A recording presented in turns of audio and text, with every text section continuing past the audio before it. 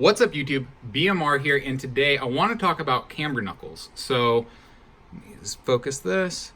So this little black piece moving up and down right here, that's your camber knuckle. So why are we talking about this?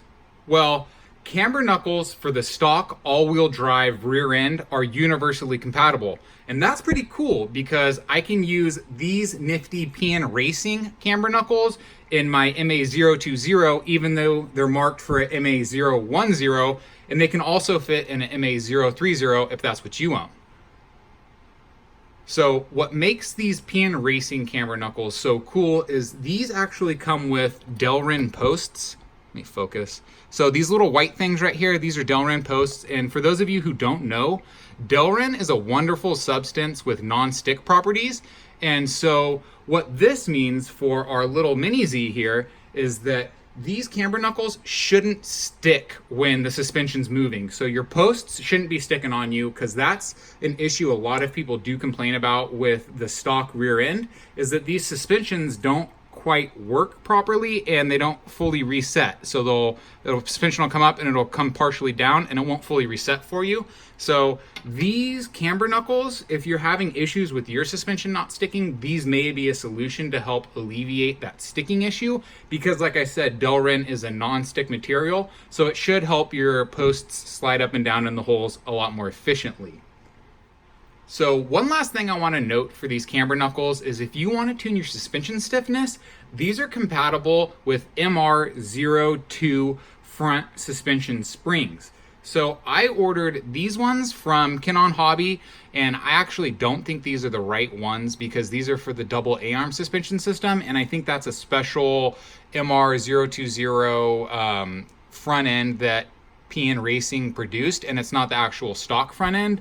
So I'm not sure if these ones will work, but when I go ahead and I installed the camber knuckles in my car, I'll compare the springs and I'll do that on video for you guys so you can see too. But I think the ones that you want are called the center shock suspension springs, and those are quite a bit longer. They're about twice as long. There's a lot more coils when I was counting them in the pictures. But like I said, I got confused when I was shopping online because there was about 5 different options for MR-02 springs just for PN Racing. So I got overwhelmed and I just picked one, but in retrospect, I don't know if these are the correct ones. So that's something I'll do on camera. I'll go ahead and I'll install these camber knuckles, compare them for you, and see if these ones will work.